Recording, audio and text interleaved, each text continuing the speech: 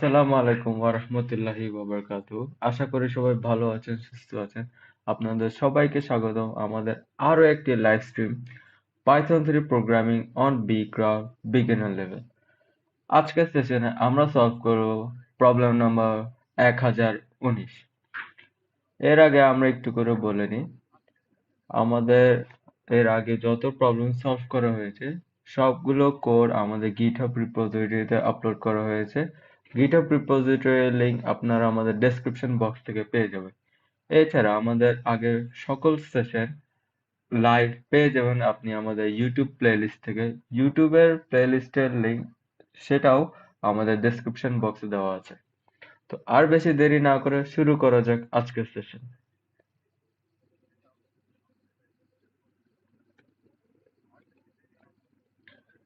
আজকে আমরা সলভ করছি প্রবলেম 1019 টাইম কনভার্সন। এখানে read an integer value which is the duration in seconds of a certain event। অর্থাৎ আমাদেরকে একটা ইন্টিজার ভ্যালু রিড করতে হবে। এই ইন্টিজার ভ্যালুটা হচ্ছে কিছু না একটা সময় যেটা সেকেন্ডে দেওয়া। এটাকে আমার ঘন্টা, মিনিট এবং সেকেন্ডে কনভার্ট করতে হবে। আপনারা হয়তো বুঝতেই পারছেন এটা খুবই সিমিলার একটা প্রবলেম আমাদের 1018 সাথে। একটু করে বলে নিই, 3600 অর্থাৎ 3600 সেকেন্ড মানে হচ্ছে 1 ঘন্টা, 60 সেকেন্ড মানে হচ্ছে 1 মিনিট, আর 1 সেকেন্ড মানে হচ্ছে 1 সেকেন্ড। তো আপনার একটু সময় নিয়ে চিন্তা করুন যে এটা কিভাবে আপনারা সলভ করবেন। আমরা চলে যাই আমাদের ফ্লো ডায়াগ্রামে। আজকে ফ্লো ডায়াগ্রামটি একটু বেশ বড়, কিন্তু কোনো অসুবিধা নেই, আমরা শুরু করি। তো আমি স্টার্ট করে আমি একটা ইন্টিজার ইনপুট রিড করব। এখানে আমাদের ইন্টিজার ইনপুট আছে। এবার আমি একটা টাইম অ্যারে তৈরি করব। টাইম অ্যারেটা কি? এখানে 3টা নাম্বার থাকবে। একটা হচ্ছে 3600 অর্থাৎ 60 গুণ 60 যেটা মানে হচ্ছে 1 ঘন্টা। এরপর থাকবে হচ্ছে এখানে 1 মিনিট যেটা হচ্ছে 60 সেকেন্ড। এরপর থাকবে এখানে হচ্ছে শুধু 1 সেকেন্ড।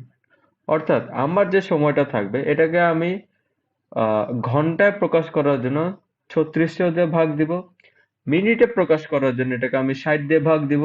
আর সেকেন্ডে প্রকাশ করার জন্য এটাকে আমি 1 দিয়ে ভাগ দিব। এটা আমরা একটা অ্যারে তৈরি করব, অ্যারেতে এটা আমরা রাখবো। এরপর আমরা একটা এমটি অ্যারে তৈরি করব যেখানে আমাদের আনসার গুলো স্টোর করব। এই যে আমার যে সময়টা আছে সময়টা যদি আমি যে ঘন্টা, মিনিট এবং সেকেন্ডে কনভার্ট করলাম এটা আমি একটা অ্যারে আকারে স্টোর করব। এরপর আমি একটা ফর লুপ তৈরি করব। ফর লুপে আমার এখানে কোশেন্টটা আমি ক্যালকুলেট করব। কোশেন্ট বলতে আমি এখানে কি বোঝাচ্ছি, এই যে আমার দেওয়া যে এই নাম্বারটা আছে, এই যে ইনপুট ভ্যারিয়েবলটা আছে, এটাকে আমি যে 3600 দিয়ে ভাগ দিব।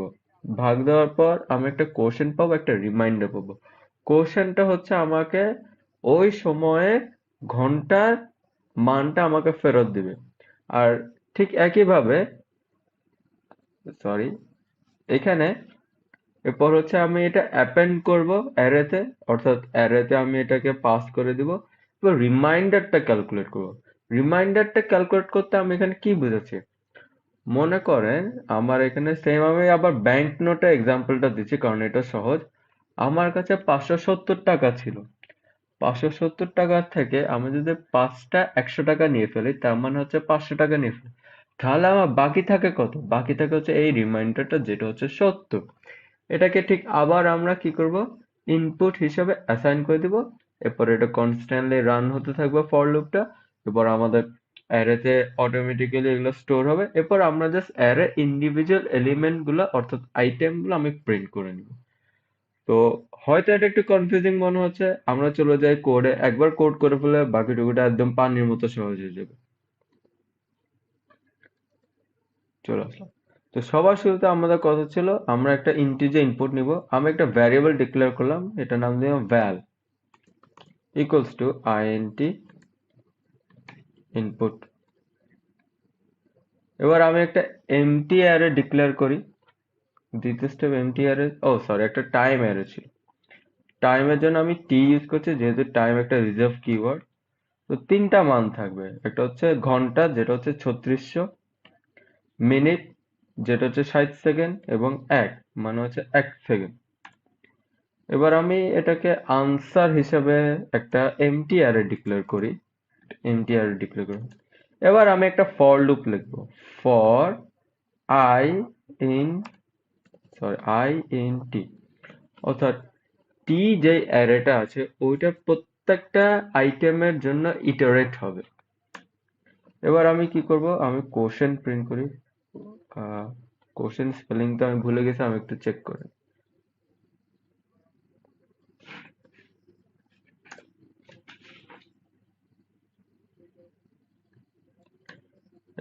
কোশ্চেন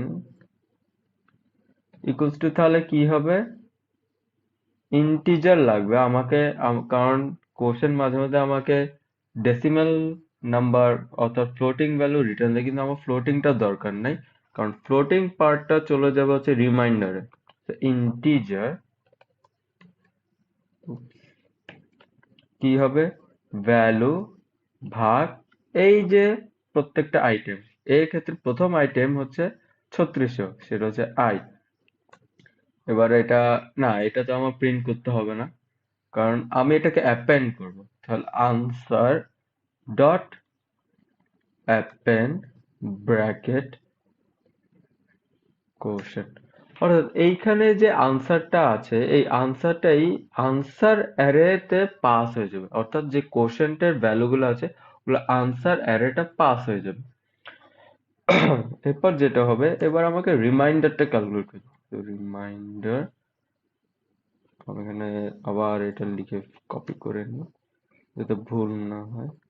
রিমাইন্ডারটা নিব, রিমাইন্ডারটা নিয়ে আমার এখানে কি লাগবে, আমার এখানে ভ্যালু শিফট পার্সেন্ট আই। এবার আমি এই রিমাইন্ডারটাকে আবার ভ্যালুতে পাস করে দেব, ভ্যাল ইকুয়ালস টু রিমাইন্ডার।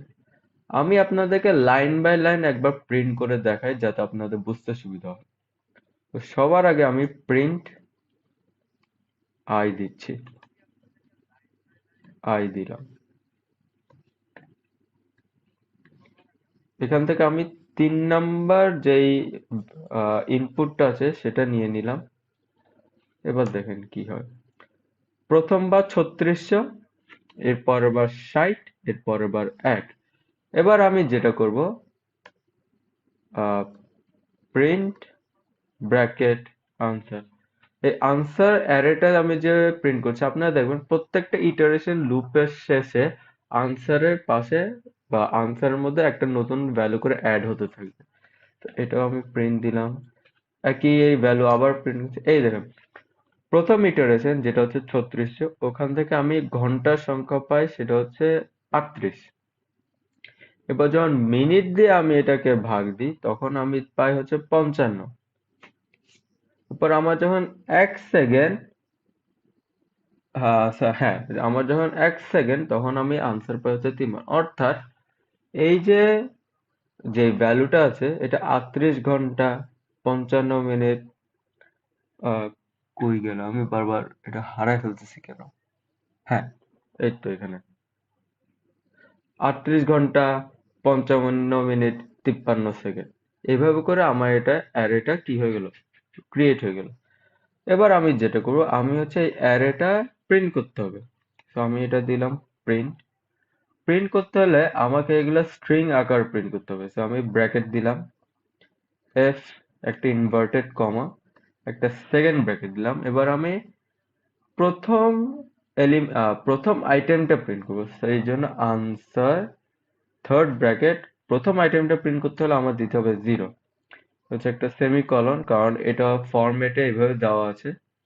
এবার আমি আনসারের দ্বিতীয় এলিমেন্ট প্রিন্ট করবো, সো আনসার থার্ড ব্র্যাকেট 1, আবার সেম ভাবে, এখানে একটা ভুল করছি, এটা এইভাবে না, সেকেন্ড ব্র্যাকেটের পরে হবে আবার second bracket, answer third bracket 1, আবার একটা সেমিকলন, আবার একটা third bracket, answer third bracket 2। আচ্ছা, এবার আমরা এটা প্রিন্ট করে দেখি কি অবস্থা হয়। হ্যাঁ, আমাদের ফরম্যাটিং সব ঠিক আছে। এবার আমি এই যে এক্সট্রা যে লাইনগুলো আমি প্রিন্ট করেছি এগুলো আমি মুছে দিই। এটা আমার দরকার নেই, এটাও আমার দরকার নেই। ওকে, এভরিথিং লুকস গুড। আমি আরেকবার এটা রান করে দেখি। ঠিক আছে, বড় বড় আনসার মিলে গেছে। এবার এটা আমি সাবমিট দিই।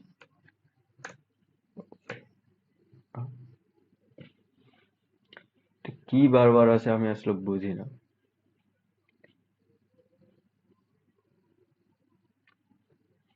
সাবমিট করার জন্য রিক্যাপচা কেন লাগবে?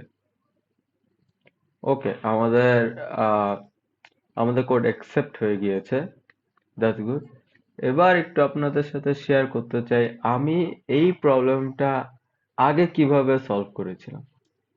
আগে যে মেথডে আমি সলভ করেছিলাম ওটা তো আমার আনসার কারেক্ট ছিল, কিন্তু ওটা খুব ইনএফিশিয়েন্ট ছিল।